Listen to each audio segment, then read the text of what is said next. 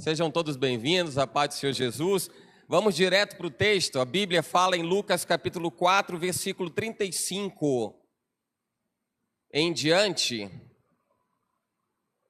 Louvado seja o nome do Senhor. Eu falei Marcos, eu falei Lucas, Marcos. Quem foi que disse Lucas?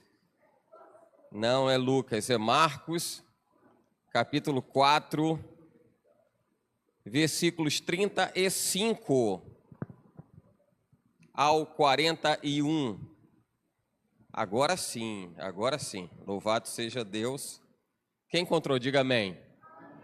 Louvado seja Deus. Assim está escrito na palavra do nosso Deus. Naquele dia, sendo já tarde, disse-lhes: passemos para outra margem. E ele, deixando a multidão, o levaram consigo, assim como estava no barco. E havia também com ele outros barquinhos.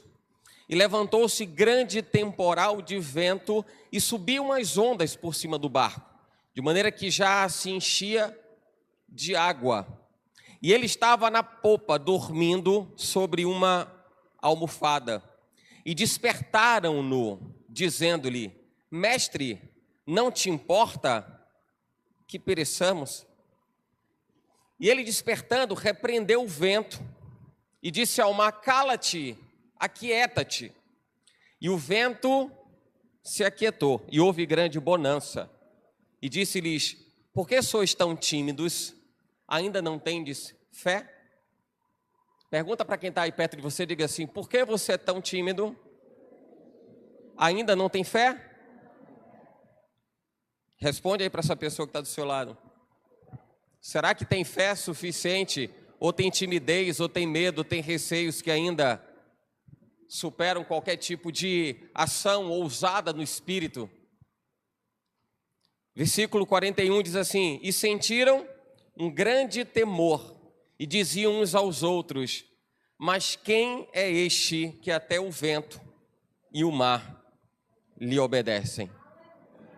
Aleluia, bendito seja, Senhor, o teu nome. Glorificamos, Deus, a ti, porque o Senhor é Deus de poder, de maravilhas, de sinais, de prodígios, e nos colocamos, Pai, diante do Senhor nessa noite, ó Deus, para entender, meu Pai, aquilo que o Senhor tem a ministrar sobre nós, a trazer, meu Senhor, como conhecimento, como experiência de vida, Pai, como mantimento, como direção, para que cada um dos nossos dias de vida sejam pautados na verdade da Tua palavra. Em nome de Jesus, Senhor, traz alegria aos nossos corações, traz serenidade, traz bonança, traz, meu Senhor, a certeza de que o Senhor está no controle de cada uma das nossas vidas, e sejamos, Pai, confiantes em extremo, para que saibamos, Pai, aplicar a nossa fé em quem realmente tem cuidado de nós. Cremos, Senhor, que o Teu amor, ó Deus, nos supre em todas as nossas necessidades de vida.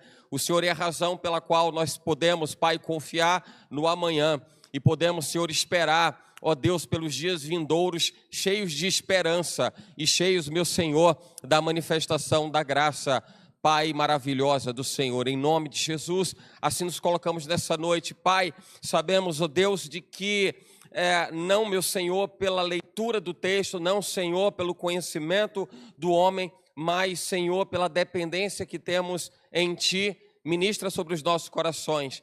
Não nos deixa, meu Senhor, ó Deus, confundidos, sequer, meu Pai, desassistidos naquilo que o Senhor pode trazer, Pai, à existência, e nos trazer, Senhor, como princípio, como fundamento para cada um de nós, em nome de Jesus. Seguramente, Pai, usaremos, Senhor, o entendimento, Pai, do Espírito de Deus derramado sobre nós nessa noite, para que seja, Senhor, a direção necessária para cada um dos nossos passos. Em nome de Jesus, se você crê nisso, diga amém. Amém. Agora pode tomar seu assento, pode se assentar. O que eu quero dizer para os irmãos nessa noite gloriosa, nessa noite celebrativa, é que muitas vezes nós atravessamos turbulências na vida, né? Nós passamos por situações adversas, por situações complexas, difíceis, mas Deus nos tem dado uma certeza de que tudo é por um tempo, porque logo vai passar. Talvez seja o nosso grande desafio administrar um pouco essa questão da ansiedade, porque o nosso coração ele é um coração ansioso, é um coração que quer ver resultados rapidamente, achando que o nosso agir é o agir de Deus, que a nossa forma de lidar tem que ser a maneira como Deus vai cuidar de nós. Então, assim, a forma como Deus faz, a forma como Deus age, a maneira como o Senhor vai fazer, ela difere muitas vezes daquilo que nós acreditamos que seja, porque o coração de Deus é insondável, está escrito que ninguém pode conhecer o coração de Deus. Então o que a gente precisa entender, o nosso papel é esse, é que nós nos coloquemos debaixo da cobertura de Deus, debaixo da sombra do Altíssimo. Seguramente debaixo da sombra dele, nós sabemos que nada vai nos suceder que seja de ruim, porque está escrito que ele tem cuidado de nós. Aliás, diga-se de passagem, a Bíblia diz, Deus tem cuidado de vós. Então, aproveita e fala para alguém que está perto de você e diga, Deus tem cuidado de você. Fale com convicção, diga para essa pessoa, Deus tem cuidado de você. Por isso que quando Deus impeliu meu coração para que a gente pudesse falar a respeito das coisas que vão passar, porque possa ser que pareça algo muito difícil, muito complexo, talvez pareça algo extremamente indesejável de se lidar, mas todas as coisas dizem respeito a uma experiência com Deus. E eu costumo dizer isso todas as vezes que eu posso, que tudo na vida diz respeito a uma experiência com Deus. Nada se desperdiça. Se tem alguma coisa que não se perde, são as experiências com Deus. E quando nós olhamos na nossa jornada de vida, nós olhamos para tudo aquilo que nós vivemos da maneira correta, nós não deixamos se perder nada. Nós não permitimos que se perca coisa alguma. É a grande responsabilidade que você vai ter. É entender que Deus vai te dar experiências rotineiras. Diariamente Deus vai te dar experiências rotineiras. Por que eu falo isso? Porque talvez a leitura do texto que nós fizemos, lá de Marcos 4, talvez seja algo tão natural, algo tão comum da vida de qualquer pessoa, de alguém que de repente entrou num barco, ia fazer uma travessia de uma margem para outra, e de repente aparece uma tormenta, inesperadamente se aparece uma tormenta. Agora, é importante, já nesse início de mensagem, a gente entender que, primeiramente, em se tratando do lugar em que Jesus estava, não era sequer comum ter tormenta naquela condição de águas que Jesus estava atravessando com alguns dos seus discípulos. Não era comum. E eu entendo que a Bíblia quer chamar a atenção para aquilo que a gente não espera, porque aquilo que não é comum nós não esperamos. É ou não é assim? Não é? O que não é comum nós não esperamos. Ninguém se prepara para alguma coisa que sabe que dificilmente vai acontecer. Ninguém se prepara. Ninguém se prepara para isso. Então, as pessoas normalmente compreendem que aquilo que é rotineiro, aquilo que é trivial, faz parte do seu dia a dia, te coloca numa zona de conforto tal que para ela, aquela situação é a sua área, a sua zona de segurança, a sua região de segurança. E para aqueles discípulos que, diga-se de passagem, lidavam de uma forma muito natural com as águas, nas travessias de rio ou de mar, aquilo era muito comum, fazer aquele tipo de travessia era muito comum. Agora, quando a Bíblia fala a respeito de uma tormenta que sobreveio inesperadamente àquele barco, isso diz respeito a nós, nos dias de hoje, aquilo que nós vivemos nos nossos dias de vida e somos surpreendidos com alguma coisa que nos tira dessa zona de conforto. Mas ainda assim eu quero dizer para você que mesmo nessa zona de conforto, que agora torna-se desconfortável, porque não mais é uma zona de conforto assim, ainda assim isso passa. O que a Bíblia também quer trazer como conhecimento é de que a tempestade passou e passou debaixo do comando da voz de Jesus Cristo que estava naquele barco.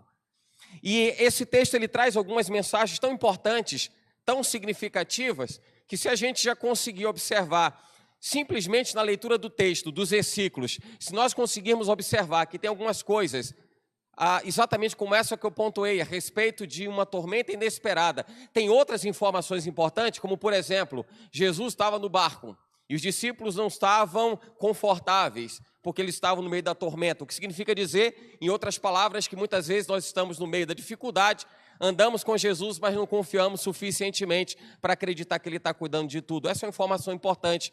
Uma outra informação importante diz respeito à questão de quando Jesus manifestou aquele milagre e disse para que a tempestade parasse, para que as águas se aquietassem. Houve um tempo determinado para isso, o que também representa uma informação importante.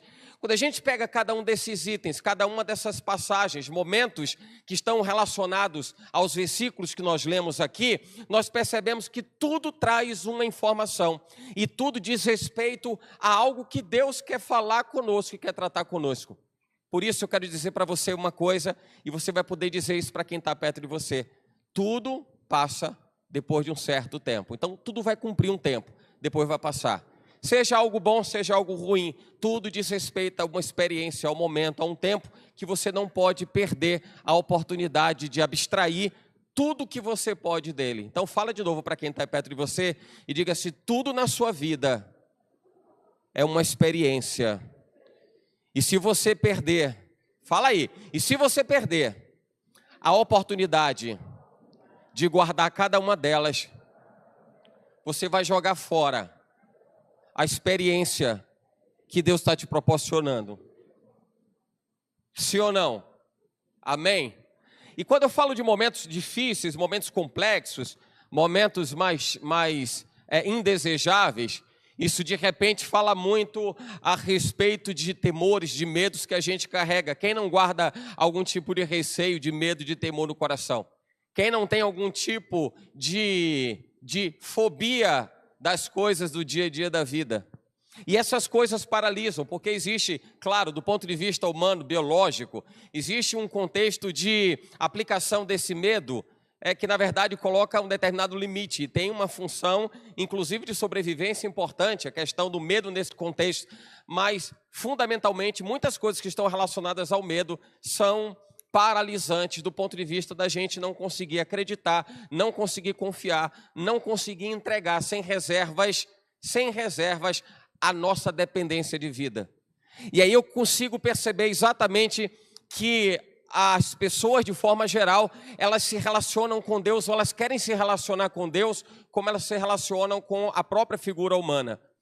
Nem todo mundo se sente confiante suficientemente para poder entregar alguma coisa que é sua, preciosa, e entregar para outra pessoa, que dirá a sua própria vida. Que dirá dizer assim, eu entrego a minha vida. Sabe aquela coisa do ditado, eu não coloco a mão no fogo por fulano? Não tem isso? Não tem? Olha, eu até acredito, eu até dou um voto de confiança, mas você coloca a mão no fogo? Não, colocar a mão no fogo eu já não coloco. O que é isso senão uma reserva de confiança? E muitas pessoas acabam se relacionando com Deus com uma reserva de confiança. E a relação com Deus acaba sendo muito parecida com a relação humana. Com a relação humana. Onde você acredita até um determinado momento, onde você confia até um determinado momento, onde você está disposto a acreditar até onde o seu coração permite que você acredite. Pois bem, quando a gente fala de relacionamento com Deus, invariavelmente eu preciso me referir a um relacionamento sem reservas. Ele não espera que você retenha nada para Ele, porque Ele não reteve nada por você. E quando você se lembra de Jesus na cruz, ali está a expressão do tudo de Deus. E Deus amou o mundo de tal maneira que deu o seu único filho. Deu o seu único filho. O que é dar? A única coisa que tem é dar o seu tudo. Sim ou não? Se ele dá o único filho, ele está dizendo, eu estou dando tudo o que eu tenho. E se eu estou dando tudo o que eu tenho, espero que você não retenha o seu tudo para mim. Relacionamento com Deus diz respeito a darmos tudo para Ele, da mesma forma que Ele deu tudo dele para nós. E a Bíblia diz que Jesus não teve por usurpação ser igual a Deus, mesmo sendo Deus, mas Ele abriu mão da sua deidade, da sua condição de Senhor, e se apropriando da sua condição humana, natural, Ele fez-se servo. E como servo, Ele instruiu e ensinou como nós deveríamos andar. Por que eu me refiro a tudo isso? Porque quando a gente fala de relacionamento e a gente se refere a um relacionamento sem reservas, a gente vai entender por que aqueles discípulos, eles recearam tanto a tormenta que havia alcançado o barco onde eles estavam. Assim como nós vamos entender que em outras passagens das Escrituras, os discípulos de Jesus, os apóstolos, aqueles que foram nomeados como apóstolos, os missionários, os enviados, ou aqueles que seriam enviados para cumprirem um propósito, por que razão eles estavam tão reticentes? E as pessoas normalmente ficam reticentes no relacionamento com Deus. Falo isso por experiência própria, por já ter vivido num determinado tempo em que eu dizia: Senhor, olha, eu acredito até aqui, mas eu sei que eu vou precisar fazer alguma coisa, o que não significa dizer que você não tem que fazer nada quando você vive um relacionamento sem reservas. Mas um determinado tempo da minha vida em que eu acreditava em Deus até um determinado momento. A nossa vida precisa ser voltada para dentro de nós mesmos, cada pessoa olhando para dentro de si e enxergando onde você tem dado os níveis de interferência de Deus sobre você. Porque os níveis de ação de Deus sobre você tem a ver com os níveis de permissão que você dá para que Ele possa agir. Entende isso? Deus vai fazer na medida em que você deixa Ele fazer. Ah, mas Ele é Senhor, mas Ele é soberano, mas Ele é o dono de todas as coisas, mas Ele só vai poder fazer aquilo que você legitima, porque a Bíblia diz que a terra Ele deu aos filhos dos homens. A terra Ele deu aos filhos dos homens. Aquilo que é ligado na terra é ligado nos céus. Então fica clara a autoridade que Deus deu sobre a humanidade, sobre o homem, para que a gente possa dar legitimidade para que Ele possa fazer. Entende isso? Isso não tira o senhorio de Cristo, não tira a autoridade de Deus, não tira o poder de Deus, mas isso diz respeito à maneira como nós permitimos que toda a amplitude da glória dEle se manifeste sobre nós. E você deve conhecer pessoas que andam na igreja, que carregam Bíblia debaixo do braço, que andam para cima e para baixo, que de repente participam de algum tipo de campanha, de ciclo de oração, qualquer coisa semelhante, e talvez não tenham vivido ainda um nível de envolvimento, de profundidade com Deus. A gente vai encontrar alguns exemplos das Escrituras, por exemplo, ainda falando de Antigo Testamento, por exemplo, nós vamos entender quando Deus, Ele nomeia a Jonas para que ele possa cumprir um propósito de salvação numa terra iníqua, numa terra que não tinha nenhum tipo de relacionamento com Deus, e o propósito era levar a palavra em sua plenitude e levar para o conhecimento daquelas pessoas. Jonas era alguém conhecido de Deus, e ele conhecia também a instrução, a palavra de Deus, mas ele reteve o seu coração em ter que fazer aquilo que Deus o havia ordenado. O que é que acontece então? A Bíblia, no final da história, sem a gente entrar nos detalhes, no final da história a Bíblia fala que naquela terra onde Jonas havia rejeitado e ministrar, naquela terra houve sim conversão, houve salvação. O que significa dizer que os propósitos de Deus não podem ser frustrados. O que significa dizer que quando Deus levantou uma mulher, e levantou essa mulher, Vasti, levantou a Vasti primeiramente, depois Radassa, Esther, mas levantou para poder fazer a diferença no meio de um reino que talvez não acreditasse, não tivesse os seus princípios fundamentados na palavra de Deus, mas Deus esperou que alguém fizesse. Deus encontrou Esther, alguém que estava disponível para fazer a vontade dele, e alguém que sem reservas confiou em Deus de tal maneira que até mesmo no momento que ela precisou delatar um movimento contra o povo de Israel, ela colocou a própria vida em risco, e ela bem sabia que ela poderia morrer. É claro que eu estou falando para todo mundo que conhece a história e sabe que quando ela precisou entrar na presença do rei, se o rei não a recebesse, ela seria morta, mas ela preferiu arriscar a própria vida em benefício do povo de Israel. Ou seja, Deus estava esperando que alguém não retivesse o seu coração, não fechasse o seu coração, mas que sem reservas pudesse fazer a vontade dele. Em todo tempo, você vai encontrar alguém que Deus espera que se entregue sem reservas. Você vai encontrar um apóstolo muito próximo, rude por natureza, mas o apóstolo Pedro, que por 3 vezes negou Jesus, antes de Jesus ser alçado na cruz, mas que por 3 vezes depois de Jesus ressurreto, Jesus encontra Pedro e diz: Pedro, você me ama? Ele diz: sim, eu te amo. Pedro, você me ama? Sim, eu te amo. Pedro, você me ama? Sim, eu te amo. Há quem faça um paralelo que foi necessário que se perguntasse 3 vezes para poder redimir as 3 vezes que Pedro havia negado Jesus no momento que Jesus foi capturado para ser crucificado.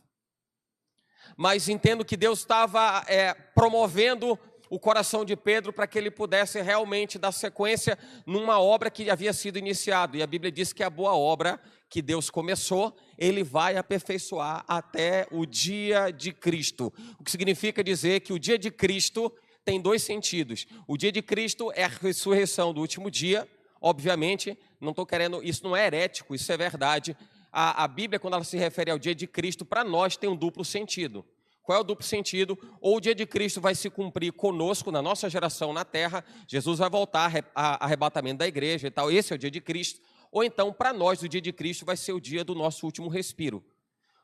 Porque depois que alguém morre, segue-se o juízo. Então, para nós, do ponto de vista do homem para o céu, o dia de Cristo tem dois sentidos. Ou o dia da volta de Jesus, se Jesus voltar e arrebatar a igreja na nossa geração, e a gente testemunha isso. E eu desejo tanto isso. Desejo tanto isso. Não sei se o Senhor vai fazer dessa forma, porque Ele é o Senhor dos tempos. Mas, se não for, o dia de Cristo para nós vai ser o último dia. É o dia do carimbo, é o dia do selo. Porque depois disso não tem mais como mudar o destino de quem escolheu aquilo que desejou viver para a eternidade. Mas a Bíblia, obviamente, quando ela fala do dia de Cristo, está falando do dia da ressurreição, no último dia. Eu quis fazer esse paralelo do dia de Cristo para nós, tendo esses dois pontos específicos, porque a Bíblia diz que a boa obra que Ele começou, Ele vai aperfeiçoar. O que significa dizer que Ele está aperfeiçoando sua vida, irmão. Deus está aperfeiçoando o seu coração. Você acredita nisso? Você acredita nisso? Eu vou dizer uma coisa, eu já vi gente que não queria nem conta com Deus ser trabalhado pelo Espírito. Até quem não queria, você vai dizer, mas como? Você acabou de dizer que Deus não vai fazer o que a pessoa não quer. É porque de alguma forma, a Bíblia fala, ela de alguma forma dá um parêntese, que eu quero falar de outra coisa aqui rapidinho, mas se a Bíblia fala que é o Espírito Santo de Deus que convence o homem da justiça, do pecado e do juízo, aí eu volto para aqui de novo, de alguma forma, o coração daquela pessoa que disse que não queria nada com Deus, queria. É quando você vê um ateu dizendo, graças a Deus. É quando você vê alguém que professa uma outra fé, dizer assim, Jesus tenha misericórdia, você começa a perceber que mesmo para quem acha que não acredita em Deus, talvez ela nem saiba, mas em algum nível ela está acreditando em Deus. E é minimamente o que Deus precisa para construir uma história transformadora na vida de alguém, da mesma forma como Deus achou espaço no coração de Paulo para transformar a vida dele. Deus espera encontrar um coração contrito e quebrantado, que a Bíblia diz que Ele não despreza. Ele não despreza um coração contrito e quebrantado. Eu não sei você no seu dia a dia de vida, mas eu preciso dizer para você, por mais segurança que você tenha, por mais satisfação que você viva, por mais expectativas atendidas, aplique o seu coração para estar quebrantado e contrito diante de Deus em todo o tempo. Você está vivendo um tempo feliz? Então viva feliz, mas que o seu coração não deixe de estar contrito e quebrantado. Você está vivendo o auge, o ápice da sua vida, realizado em todas as áreas? Amém por isso, mas não deixe de estar com o seu coração contrito e quebrantado diante de Deus. É a única forma que o seu coração vai permitir nessa interface de conexão com Deus, o seu coração vai se permitir confiar em Deus e esperar em Deus. Confiar em Deus e esperar em Deus. Se tem uma coisa que é muito sutil na vida de qualquer pessoa, é muito sutil isso. Muito. E a Bíblia volta e meia chama a atenção para que o coração do homem não caia nesse precipício terrível, que é a soberba, que é a arrogância, que é a vaidade. Isso é muito, mas muito sutil. E muitas pessoas acabam caindo, tropeçando, caindo nesse abismo, nesse precipício de soberba, de arrogância, de vaidade, de supremacia ou de entendimento, de autossupremacia. Então esse é um perigo muito grande. E certamente qualquer pessoa que se posta nessa condição, ela não entende, absolutamente ela não entende o que é coração contrito e quebrantado. Mas por que eu estou falando a respeito de tudo isso? Porque aquela passagem que nós lemos de Marcos capítulo 4, daquela tormenta que sobreveio àqueles que estavam dentro do barco com Jesus, isso diz muito respeito à questão da fé que cada um defendia, cada um guardava nos seus corações, na sua vida, no seu dia a dia. Isso diz muito respeito ao nível de fé que nós guardamos em Deus. E a gente vai precisar entender, mesmo acreditando em Deus e mesmo confiando nele sem reservas, que tudo tem o seu tempo determinado, como está escrito em Eclesiastes capítulo 3, tudo tem o seu tempo determinado. E tudo vai acontecer segundo a vontade de Deus. A gente só precisa guardar o nosso coração em fé.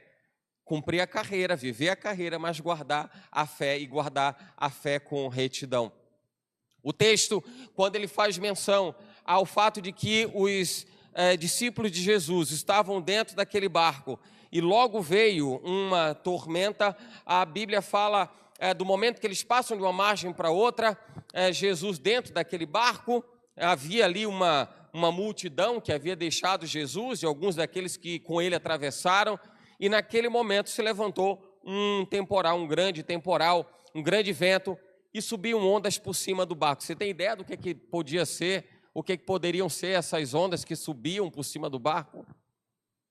Tem noção do que eram essas ondas que subiam por cima do barco?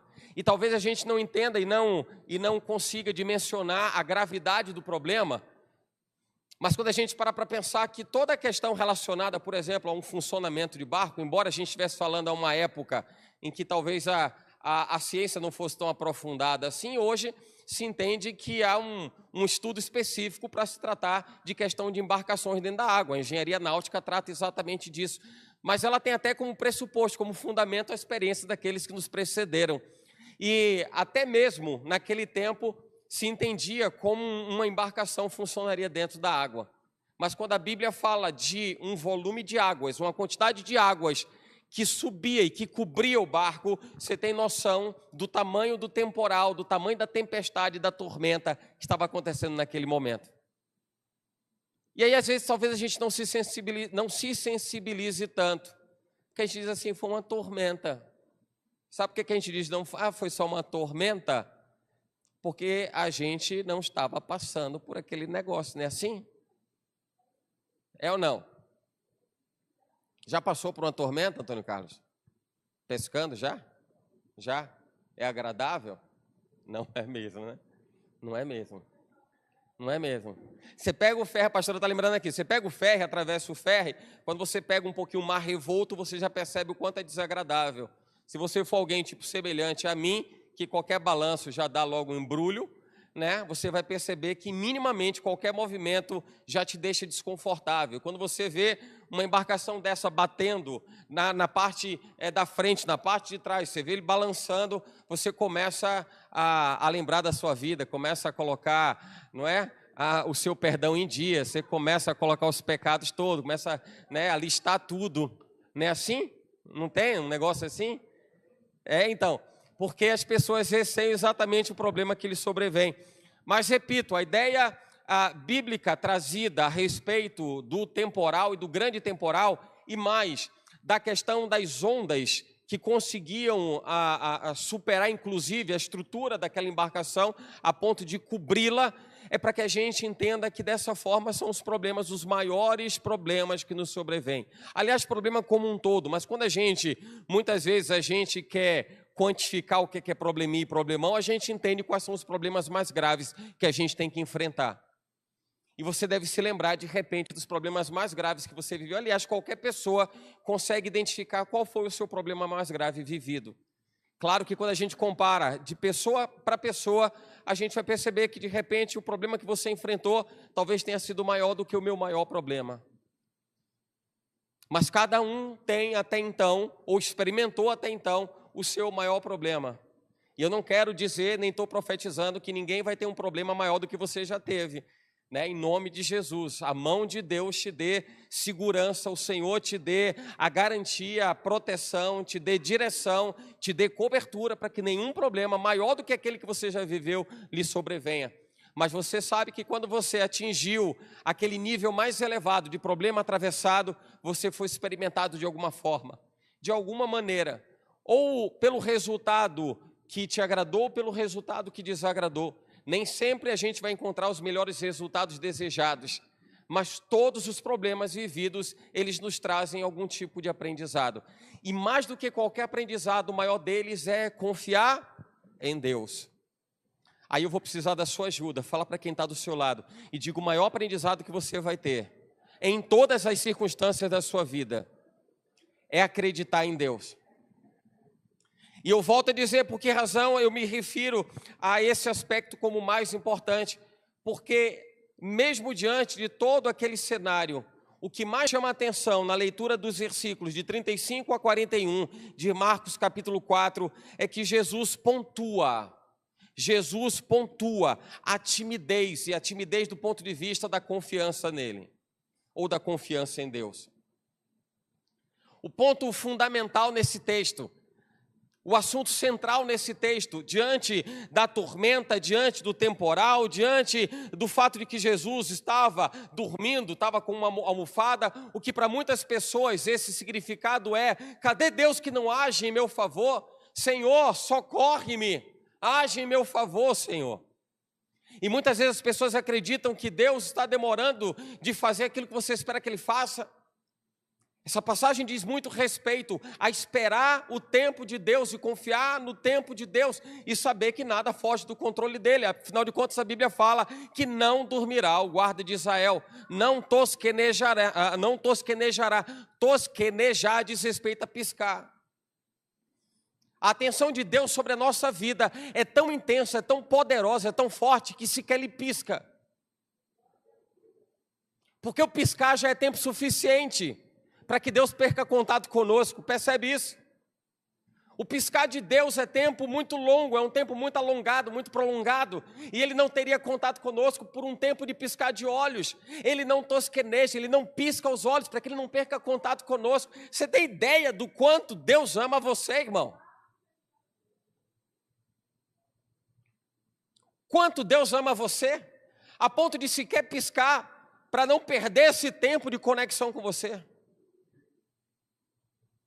Mas o que mais chama atenção nos versículos que nós lemos, isso diz respeito a confiar em Deus, razão pela qual Jesus chama atenção. Por que vocês são tão tímidos? Por que vocês ainda não têm fé?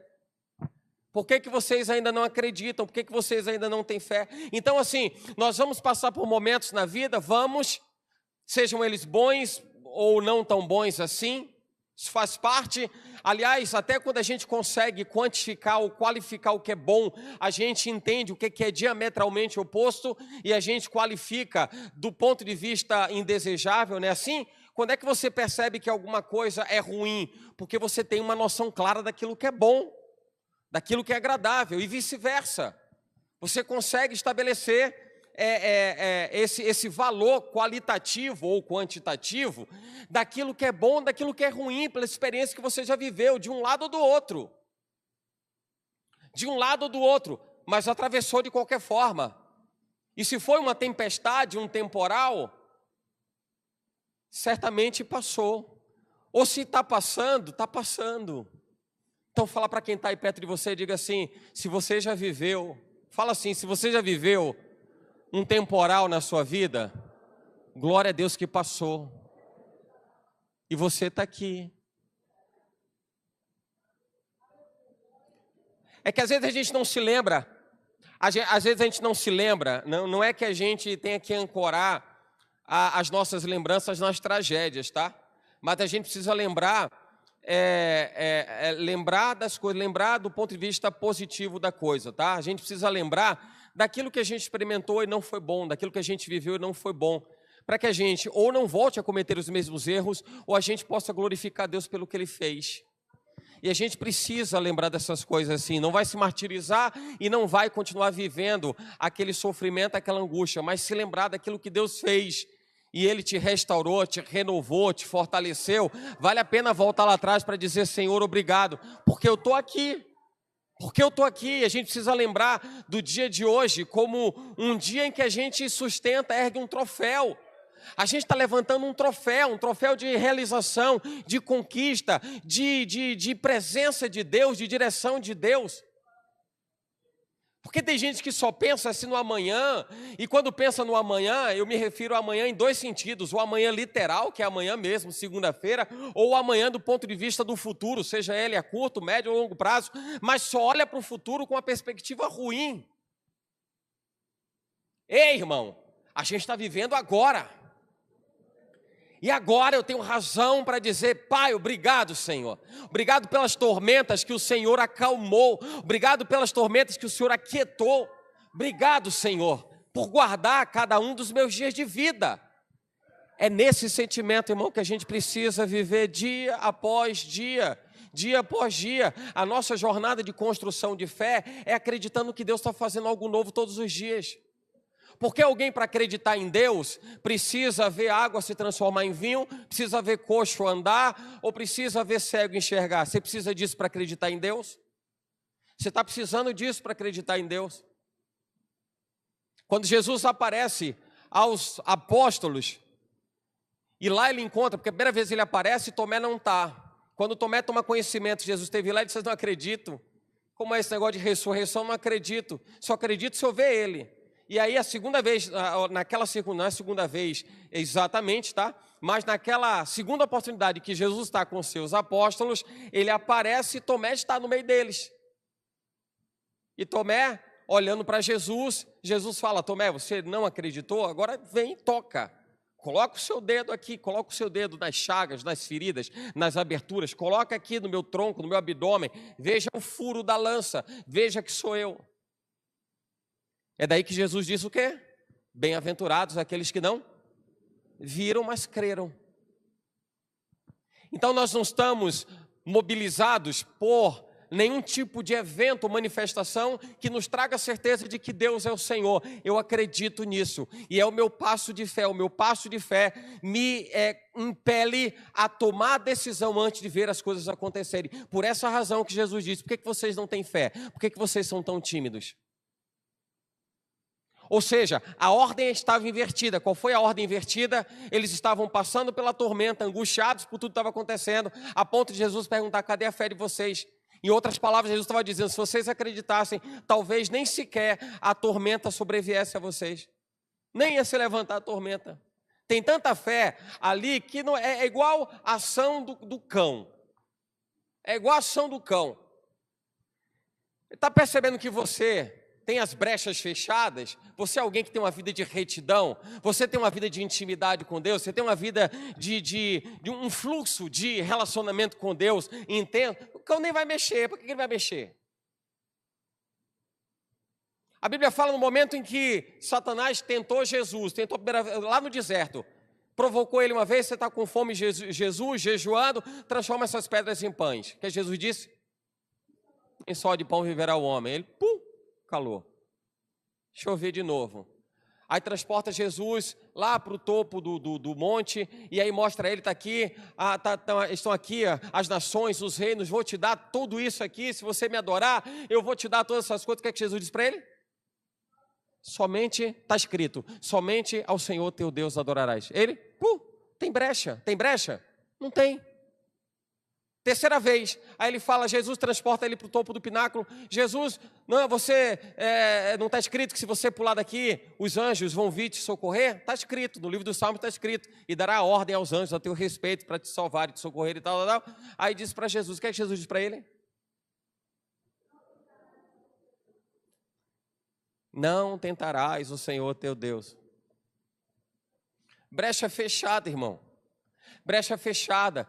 Neemias está reconstruindo os muros de Jerusalém. Naquela oportunidade, diz a Bíblia que ele estava cuidando de que as brechas fossem fechadas nos muros. Eu já falei aqui, tive a oportunidade de falar que quando a gente fala, especialmente naquele contexto de povo, de história, a gente está falando de um povo que precisava reconstruir os muros. O muro representava a segurança, representava a delimitação diária de uma comunidade. Então era importante que, mesmo precisando restaurar templo, mesmo precisando restaurar casa, a gente está falando de um tempo de desolação, mesmo assim a atenção era: vamos fechar os muros, porque se a gente fecha muro, a gente vai ter paz para reconstruir templo, vai ter paz para reconstruir casa, a gente vai reconstruir tudo, mas vamos fechar muro primeiro. Isso diz respeito a uma ordem natural com que as coisas precisam ser feitas, não pode se fazer de qualquer jeito, de qualquer forma. Fechem-se as brechas. E aí eles começam a fechar as brechas. E mesmo diante do meio daquelas pessoas, se levantou um sujeito chamado Sambalate, um outro chamado Tobias, e se levantaram contra o fechamento das brechas naquele muro. E para cuidar disso, o que Neemias fez? Ele cuidou de que algumas pessoas estivessem lá fechando o muro. Eram os especialistas, os pedreiros, experts que estavam fechando os muros. E tinha uma outra frente que estava lá com a espada na bainha. Para quê? Se aparecer alguém para atrapalhar o negócio, a gente vai fatiar todo mundo aqui. Esse negócio de fechamento, de brecha, é para que a gente entenda como é que Deus age na vida de quem confia nele sem reservas. O diabo não quer perder tempo com você que guarda a sua vida no Senhor. O diabo não quer perder tempo com investindo contra quem vive na presença de Deus em todo o tempo. Não vai perder tempo com isso. Não vai. Não vai. Naquele momento que Jesus está falando para aqueles discípulos que estavam com ele, e disse assim: por que vocês são tão tímidos? Em outras palavras, Jesus estava dizendo: por que vocês não entenderam tudo isso que está acontecendo? Por que vocês não entenderam tudo isso? Por quê? Versículo 39, quando a Bíblia diz que ele declarou pela boca de Jesus, ele disse: cala-te, aquieta-te. E levantou, repreendeu o vento e disse ao mar: aquieta-te. Cala-te, disse ao vento, e se aquietou. Sabe o que é que eu vejo nisso? Eu vejo assim, qual foi o sinal do milagre que Jesus operou? Qual foi? Onde está o milagre nisso? Diz para mim, onde é que está o milagre nisso? Quando ele disse assim: aquieta-te, vento, cala-te, mar, aquieta-te. Esse é o milagre, não é o milagre? Quem está dentro do barco está preocupado com isso? Está agoniado para não morrer. Jesus, será que você não para pensar nisso? Que a gente pode perecer? Não, você não se importa porque a gente vai perecer, porque a gente vai perecer. Porque muita gente, quando atravessa as dificuldades da vida, ao invés delas se voltarem ao Senhor para dizerem: Senhor, obrigado por todas as coisas, graças te dou. Graças te dou. As pessoas se voltam ao Senhor para dizer: Senhor, por quê? Por que eu estou passando por isso? Por que eu estou passando por essa dificuldade? Por que eu estou passando por essa tormenta? Por que eu estou passando? E você vê que é um problema de fé, uma questão de fé. Porque a realidade é muito semelhante, circunstâncias diferentes, mas a realidade em que se evidencia a falta de confiança em Deus é muito clara. O que significa dizer que o milagre aconteceu, eles nem se deram conta disso. Tem muita gente que está perto de milagre e não vê milagre acontecer. Por quê? Porque não tem o traquejo de ver milagre. Porque não tem o jeitão de ver milagre. Porque não tem confiança. Quando eu falo jeitão, não é que tem um modus operandi para isso, não. Estou me referindo exatamente a quem não está confiando suficientemente em Deus. Não está depositando a sua confiança completa em Deus. E às vezes até experimenta alguma coisa que seja um sinal miraculoso da parte de Deus, mas não se deu conta daquilo que Deus fez, e aí não vai valorizar. Não vai valorizar. Observe seu dia a dia de vida. Observe como vai começar, sua semana começa hoje, domingo, mas imagina ela começando, ou a semana chamada útil começando. Observe o seu dia a dia, observe cada momento, observe cada circunstância.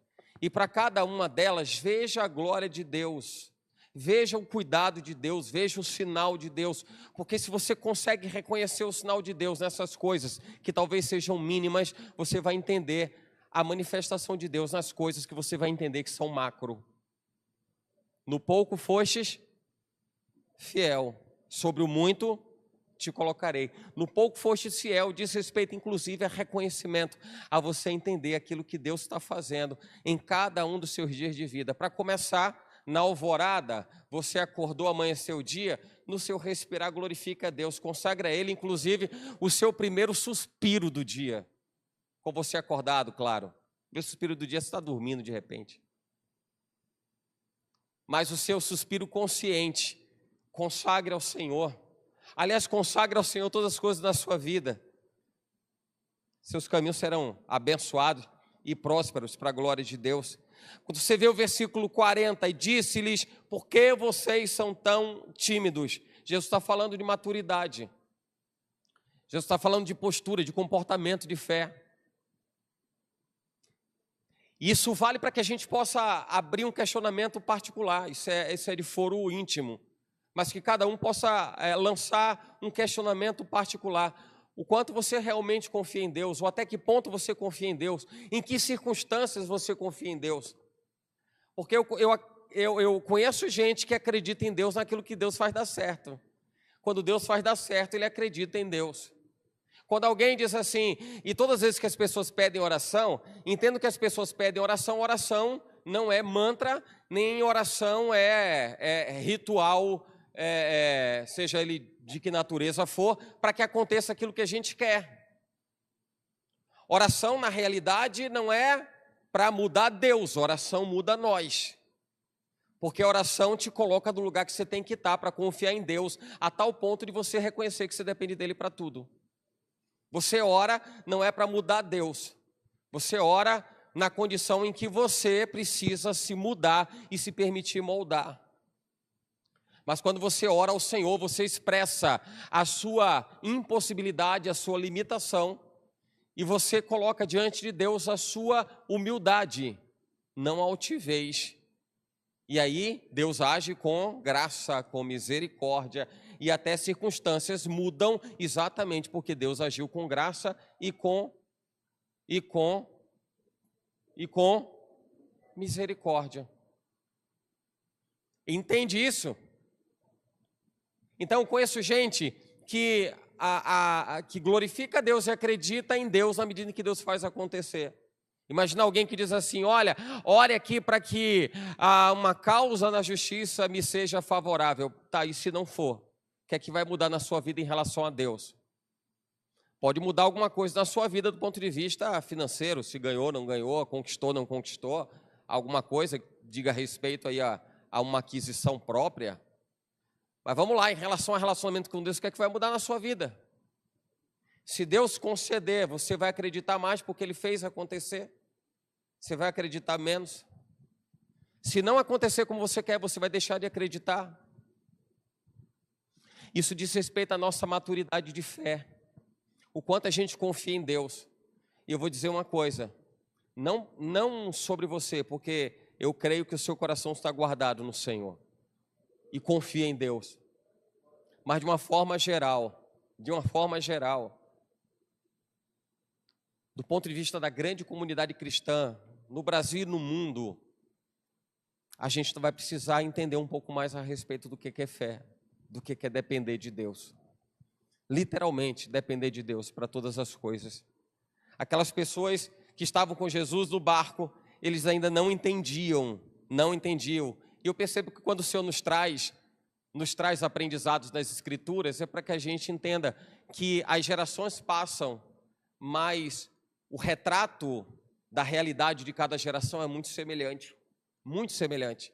E da mesma forma como Jesus está falando com pessoas que andavam perto dele, e Jesus diz, por que vocês estão agindo de forma tão tímida? Por que vocês estão deixando de confiar? Entendo que aquele retrato é transferido, transportado para outras gerações, até chegar na nossa. Até que chegue na nossa. E eu posso dizer para você com muita segurança, isso não é, tem gente que entende que quer falar mal do segmento, quer falar isso, falar aquilo outro, não. Eu entendo que a gente precisa realmente se posicionar de forma geral, a gente precisa se posicionar diante de Deus. Deus não pode estar em segundo plano para nada na nossa vida, nada. Ele precisa ser prioridade, sempre prioridade. E por mais que muitas vezes você ouça gente dizendo, amém, glória a Deus, aleluia, muitas vezes são as mesmas pessoas que deixam de buscar a Deus porque alguma coisa que ela julga ser mais importante ganha espaço, ganha notoriedade e Deus fica em segundo plano. E as pessoas, de forma geral, acabam colocando Deus na última posição da sua lista de prioridades. Porque tem um monte de coisa para fazer, tem que cuidar de trabalho, tem que cuidar de casa, tem que cuidar de empresa, tem que cuidar de um monte de coisa. Mas não tem espaço para Deus. Aliás, quando surge até um espaço para Deus, é o momento que ela julga que está cansada e tem que descansar. Afinal de contas, eu trabalho excessivamente. Mas eu repito, tudo passa, tudo passa, tudo passa. As oportunidades passam, os momentos que a gente pode se aperfeiçoar no Senhor passam, as dificuldades passam, e Jesus estava tratando desse tempo que passa junto aos seus discípulos, andando junto com ele, e não estavam desfrutando, não estavam usufruindo da presença dele. Não estavam degustando da presença, entende o que eu quero dizer com isso? Não estavam vivendo aquele momento. Aí a tormenta chamou muito mais atenção, os problemas chamando muito mais atenção, aquilo que é urgente tomando o lugar daquilo que é importante, e as pessoas vivendo somente para apagar incêndio, para apagar incêndio, para apagar incêndio. E Jesus estava lembrando para aquelas pessoas: vocês não confiam, vocês não acreditam. Por que vocês não acreditam? Por que vocês não confiam? Por que vocês não têm fé? No final de tudo, o que a gente percebe é que Jesus estava dando uma oportunidade para que aqueles discípulos pudessem desfrutar, aprender alguma coisa nova. Todos os nossos dias de vida serão voltados para que a gente possa aprender alguma coisa nova com Ele. Todos os dias. Todos os dias.